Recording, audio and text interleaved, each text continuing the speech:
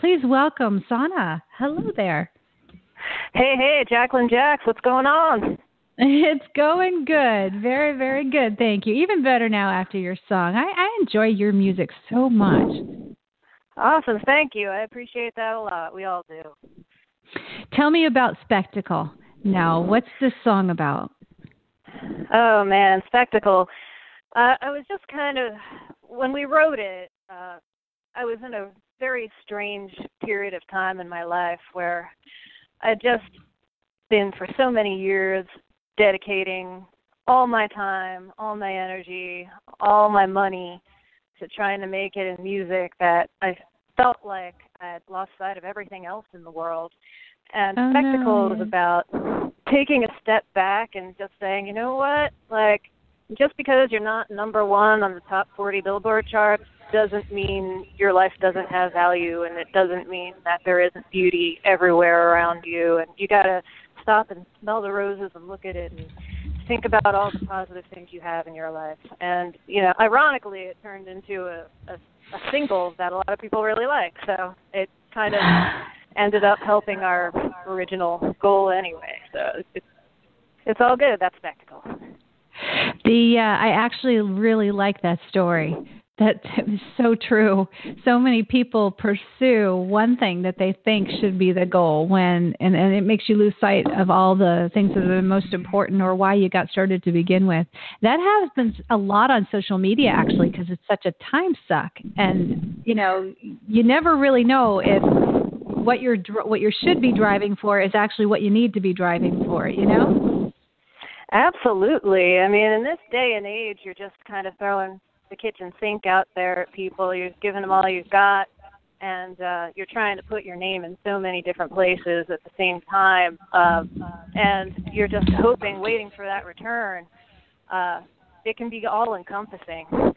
But I think it's really important for all of us as musicians, just to kind of step back and smell the roses, because, you know, without those roses, you know, those other things in life are what help us create our music and bring our, you know, true artistic kind of talent out to the world. So we need that stuff too. Very true. Plus, building a brand for anyone, you have to be very consistent, and it takes time. You know, one thing I've learned from doing this show is anyone that I've ever watched grow has grown over very consistent years and years of putting, you know, the same products and quality and putting what they do out there. And they've been very strategic in it. You know, they've had a certain goal and they stayed on that path. That's really the key to building a brand these days. Everything else is just kind of like spinning your wheels. So you have to be very careful that you're mindful and putting it in the right energy and right effort. Absolutely. I 100% agree, and you have a very cool, unique perspective on that, doing the show and getting to talk to so many different artists from different places every day. Just listening to your show brought me a good deal of perspective about what other people out there, you know, playing the same game as we are feeling and going through every day. So, yeah, it's cool to hear your take on it, too. Thanks, Sanna. I appreciate that. How do you feel about the music business today? Do you like the business models that are available to you guys? Have you explored them yet? Yeah, I mean, it's kind of like the wild, wild west out there, honestly. There's like 9,000 different things going on, 9,000 different roads you can take. And yeah, there are. Yeah, and you know, so it's kind of hard to streamline an approach. And it almost kind of seems like, you know, you get together, you have a band meeting, or at least in our case, we have a band meeting and we decide, okay, this is the avenue we want to go down. But 6 months later, the industry's changed and you're doing something completely different now. You know? So it's so true. It's interesting, but you know, you never stop learning and growing. There are definitely positives to it. I feel like you can get a good quality recording these days for a much cheaper cost than you might be able to in the past. And that's true. definitely something. And social media, of course, you're able to talk to your fans. You're able to communicate with people who enjoy your music. You're able to network with people who are also in the industry who can help each other out. So there's a lot of connection now that we didn't have before. That's a beautiful thing. It's just learning how to manage it properly, and keeping up with all the changes. That can be a challenge. What's it's not your like favorite? the old days, but it's very, very true.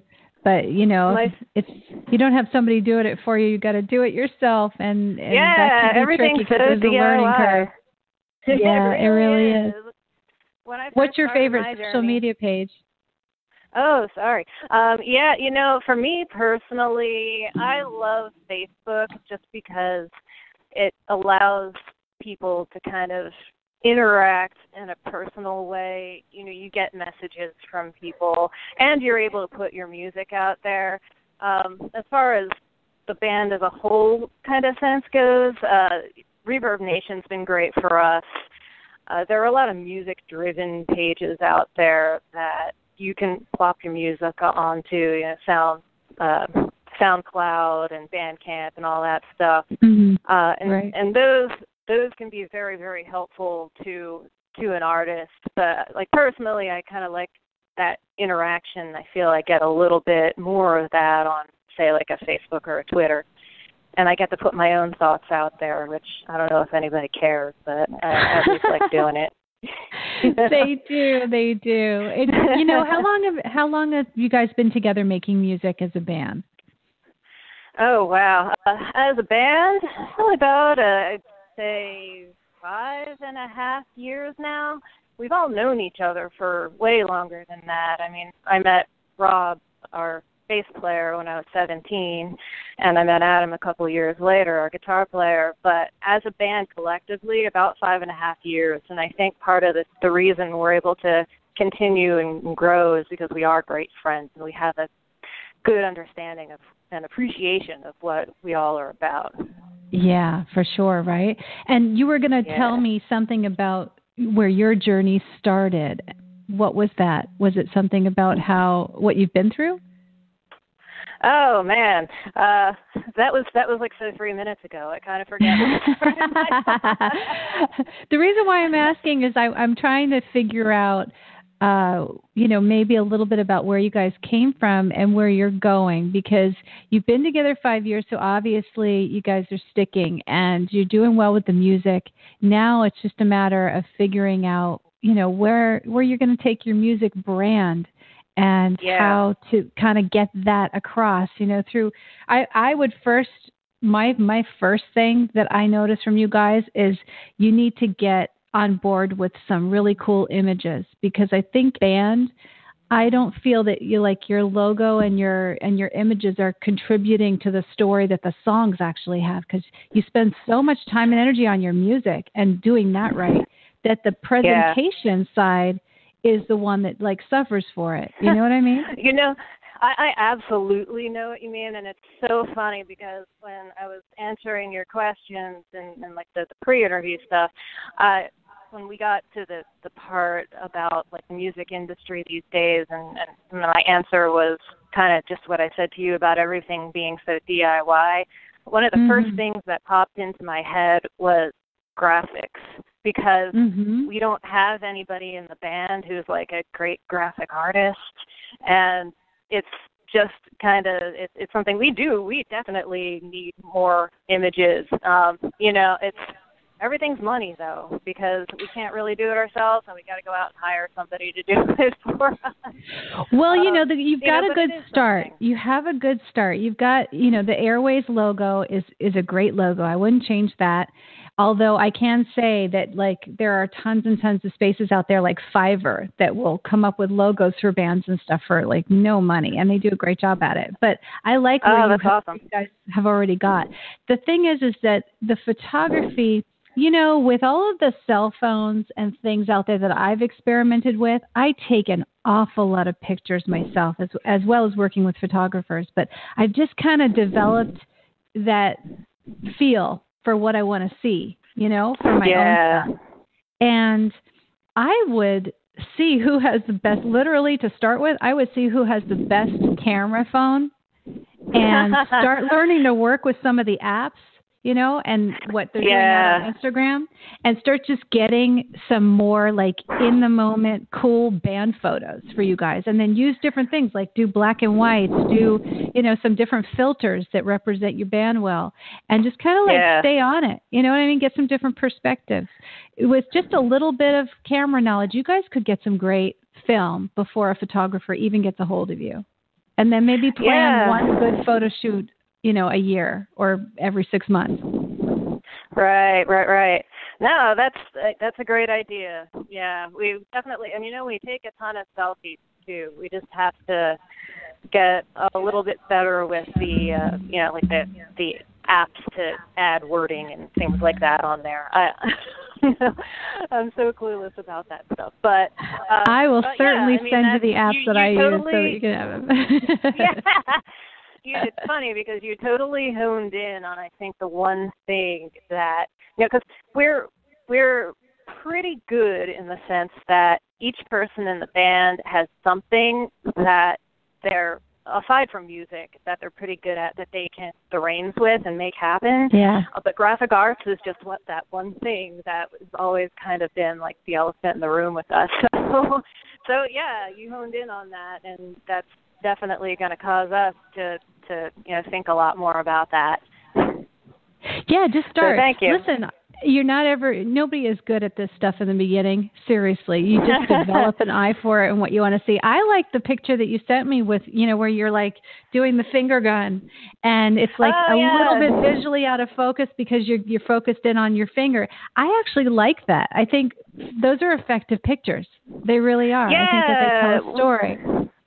We got a lot of feedback on that, and you know, I guess that pose was our bass player's idea. So Rob, if you're out there listening, you know, start thinking up some more cool poses. Yeah, send them out there. You got to get there, boy. Absolutely. Get them on Instagram. Tell them to search through all of the hashtag, you know, for songwriters and singers and bands, and just like, you know, get acquainted with some of the different perspectives, because there's a lot you guys could be doing. And images are so heavy and so key to maintaining a fresh social media page, because people are hungry for those images, and that's what ultimately gets most of the attention in the feed. The other thing is live streaming. So if you guys are playing a lot, I would definitely look to do some Facebook live streaming. It's going to be slow at first, but it's going to really make your page pop, and it's going to bring a lot more people to your page, you know? Yeah. That is something I've seen people doing a lot more recently. And it's big. Mm-hmm. Yeah, it's definitely big. And, you know, that's definitely something that I think we all would like to incorporate in the future for shows. Oh, yeah. Especially because Facebook, they've locked down all of the feeds. So, you know, basically they're only showing you as a user what they think you want to see based on what you like. So the people that you like, that's what they're going to show you. So that means that if you're not in the eye line of all the people that are on your page and your fan base, they're not even seeing you. With the exception with the exception of live video. And by the way, don't ever boost a post. Just don't do it. It's not worth it. You need to just do ads if you guys are going to go for that. But definitely do it organically through live video and through group sharing. Group sharing is a great way to boost your page. Cool. Yeah, definitely. cool. I'm really excited. Heads up on that. You're very, very welcome. I'm excited to talk to you, and I'm really glad that you're part of our music community and stuff. I was watching your video. It's up on the page on AVA Live Radio. Spectacle, to me, is just a smashing song. I love it. I think it's a fun song, and it really does drive a point home. Tell me a little bit about the video before you go. Who filmed it for you? Oh, we actually hired a videographer named Vinnie Allen, who was based in New Jersey at the time, and we came up with the concept together, and we just decided to make it like this big costume party. We invited a bunch of our friends to a party, pretty much, and told them all you got to do is wear something, pretend it's Halloween, and we're going to do this house party in South Philly. A friend of ours was good enough to let us kind of come in and ransack his house a little bit for a while. I love it. We didn't totally ransack it, but yeah, and it was really awesome because it was just a fun thing. It was a party, and everybody got into it. Yeah, they totally did. It really worked out well. I love it. Well, Sanna, thank you so much for being on the show. It's been great having you here. It's been great to be here. Thank you, Jacqueline. You're very, very welcome. That was Sanna from Airways on AVA Live Radio's Behind the Music series. Their song, Spectacle, you have got to go check it out, as well as the music video posted up on our page, AVA Live Radio. I've actually shared their Facebook, so if you guys want to go take a look right now and you're listening live, you can head on over to their Facebook page. That link is going to be available on Twitter as well for a few hours, but you know how Twitter moves. It just goes like flies by. So you got to go look them up. Airways is the name of the band, and happy to have them in our music community. I can't wait to see what they do next because you know what? Their music is fired up. It is awesome.